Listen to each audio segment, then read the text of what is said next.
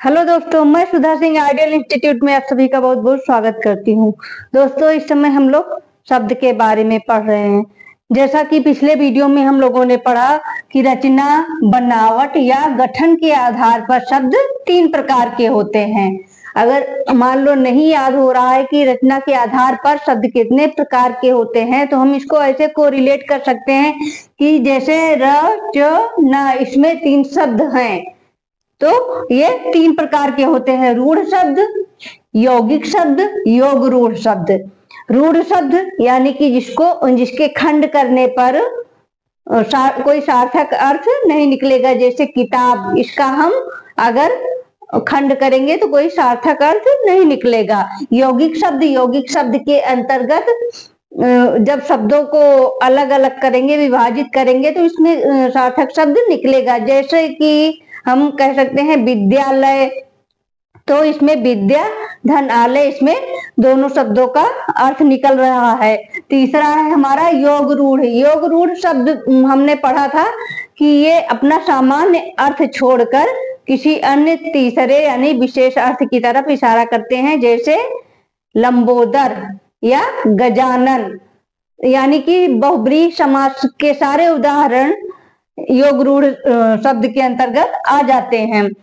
दूसरा था हमारा उत्पत्ति, स्रोत या इतिहास के आधार पर। अगर उत्पत्ति, स्रोत या इतिहास के आधार पर ये भी हमें नहीं याद हो रहा है, तो यहाँ पर ये देख सकते हैं उत्पत्ति में ता आया हुआ है, स्रोत में ता आया है और इतिहास में भी ता आया है, यानी कि ता से तत्सम, ता से तद्भव।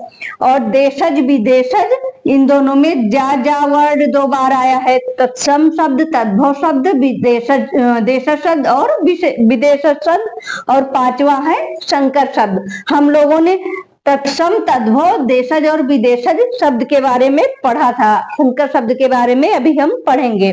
तत्सम शब्द यानी संस्कृत के शब्द, तद्भव शब्द संस्कृत से ही आए हुए शब्द रहते हैं, लेकिन हिंदी में आते आते इनका रूप परिवर्तन हो जाता है, तो ये तद्भव शब्द हो जाते हैं। देशज शब्द ये कहाँ से आते हैं, इनके बारे में हमको पता नहीं है। इनका कभी कभी हम आवाज के आधार पर भी इनका प्रयोग कर लेते हैं, जैसे खड़खड़ाना, फटफटाना, थरिया, लुटिया आदि। विदेशज शब्द जो विदेशी भाषाओं से आए हुए शब्द होते हैं। और संकर शब्द जो 2 शब्दों से मिलकर बने हुए होते हैं, उनको संकर शब्द कहते हैं। जैसे रेल, गाड़ी। रेल हमारा अंग्रेजी का शब्द है और गाड़ी हिंदी का शब्द है, रेलगाड़ी हो गया। तीसरा है हमारा व्याकरणिक या रूप या प्रयोग या फिर विकार या परिवर्तन के आधार पर शब्दों का गठन। पहला है रचना, बनावट या गठन के आधार पर। दूसरा है उत्पत्ति, स्रोत या इतिहास के आधार पर। तीसरा है नंबर 3 पर व्याकरणिक, रूप, प्रयोग, विकार या परिवर्तन के आधार पर शब्दों का प्रकार। तो ये इसमें 2 प्रकार के होते हैं: विकारी शब्द नंबर 1 और नंबर 2 अविकारी शब्द। विकारी शब्दों में लिंग, वचन, कारक और काल, इनके आधार पर शब्दों में परिवर्तन होता है। लिंग, वचन, कारक, काल, इनके आधार पर शब्दों में परिवर्तन हो जाता है, तो इनको विकारी शब्द कहा जाता है। इसके अंतर्गत हमारे संज्ञा, सर्वनाम, क्रिया, विशेषण आते हैं, जो आगे चल के हम लोग डिटेल में पढ़ेंगे। अगला है हमारा अविकारी शब्द।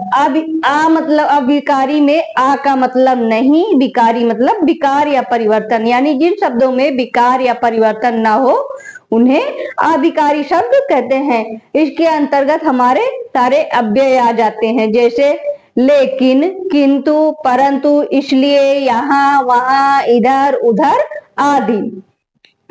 उसके बाद आता है हमारा नंबर 4 पर अर्थ के आधार पर शब्दों के भेद। अर्थ के आधार पर शब्दों के भेद यानी एकार्थी शब्द, उसके बाद अनेकार्थी शब्द, फिर आता है समानार्थी शब्द, फिर आता है विपरार्थी शब्द, और अगला है हमारा यानी 5वां समरूपी भिन्नार्थक शब्द। इसी को हम लोग समश्रुति भिन्नार्थक शब्द के नाम से जानते हैं।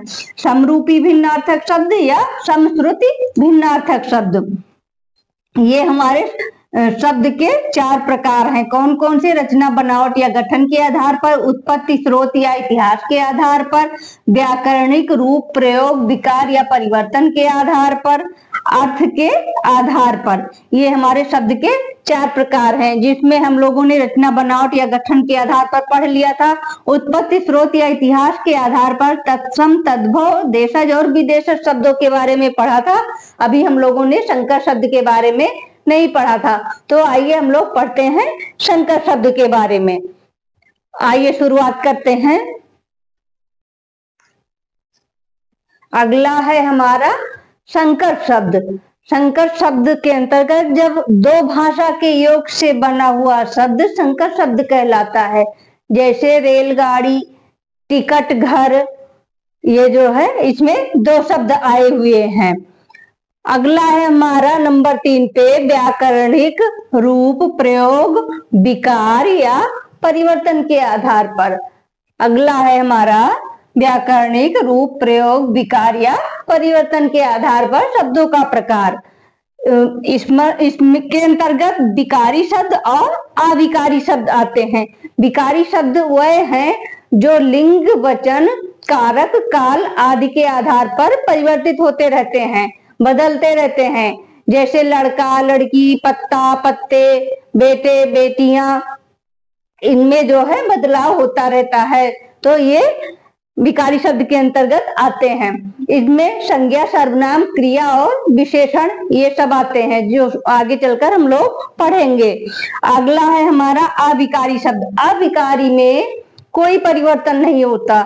इसके अंतर्गत हमारे सारे अव्यय आते हैं, जैसे लेकिन, किंतु, परंतु, यहाँ, वहां, इसलिए, ये सारे शब्द अविकारी शब्द के अंतर्गत आते हैं। इसमें लिंग, वचन, कारक, काल, इन सभी चीजों का कोई भी प्रभाव नहीं पड़ता है। अगला है हमारा नंबर 4 है अर्थ के आधार पर। अर्थ के आधार पर भी हमारे शब्द एकार्थी शब्द आते हैं, अनेकार्थी आते हैं, उसके बाद समानार्थी आते हैं, विपरार्थी आते हैं और समश्रुति भिन्नार्थक शब्द आते हैं। तो अर्थ के आधार पर एकार्थी शब्द है, सबसे पहले हम पढ़ेंगे। एकार्थी शब्द के अंतर्गत जिन शब्दों का केवल एक ही अर्थ होता है। एकार्थी शब्द का मतलब होता है जिन शब्दों का केवल एक ही अर्थ होता है, वह एकार्थी शब्द कहलाते हैं। जैसे रामायण, गीता, गंगा, राधा, इनको हम अगर बोलेंगे, संबोधित करेंगे तो इससे केवल एक ही वस्तु का बोध हो रहा है, तो ये एकार्थी शब्द के अंतर्गत आते हैं। अगला है हमारा अनेकार्थी शब्द। कौन सा है? अगला है हमारा अनेकार्थी। पहला है एकार्थी, यानी जिन शब्दों का केवल एक ही अर्थ हो, और अगला है हमारा अनेकार्थी। इसमें एक शब्द के अनेक अर्थ होते हैं। अनेकार्थी में एक शब्द के अनेक अर्थ होते हैं। जैसे नाग का मतलब होता है हाथी, सांप, बादल, पर्वत आदि। नाग का मतलब हाथी, बादल, पर्वत, सांप आदि। अगला है हमारा समानार्थी शब्द। समानार्थी शब्द के अंतर्गत सारे पर्यायवाची शब्द आते हैं। इसको हम ऐसे याद रखेंगे कि समानार्थी शब्द के अंतर्गत सारे पर्यायवाची शब्द आते हैं। विपरार्थी शब्द अगला है नंबर 4 विपरार्थी शब्द। विपरार्थी शब्द में हमारे सारे विलोम शब्द, विपरार्थी यानी विपरीत, यानी सारे विलोम शब्द आते हैं। अगला है नेक्स्ट नंबर 5 पे समरूपी भिन्नार्थक या समश्रुति भिन्नार्थक शब्द। यानी जो शब्द सुनने में एक समान लगते हैं लेकिन अर्थ भिन्न रखते हैं, वह समश्रुति भिन्नार्थक शब्द कहलाते हैं। जो शब्द सुनने में तो एक समान लगते हैं लेकिन अर्थ भिन्न रखते हैं, यानी अलग अलग रखते हैं, वह समश्रुति भिन्नार्थक शब्द कहलाते हैं। जैसे अनल का मतलब आग, अनिल मतलब वायु, यानी बोलने में और सुनने में भी ये लगभग एक जैसे हैं। अनल का मतलब आग, अनिल मतलब वायु। अच्छी मतलब होता है आंख, अच्छी मतलब होता है आंख वाली। तो ये था हमारा शब्दों का प्रकार। इसके आगे हम लोग संज्ञा, सर्वनाम, क्रिया, विशेषण आदि के बारे में पढ़ेंगे। तो आज के लिए इतना ही। मिलते हैं अगले वीडियो में, तब तक के लिए बहुत बहुत धन्यवाद।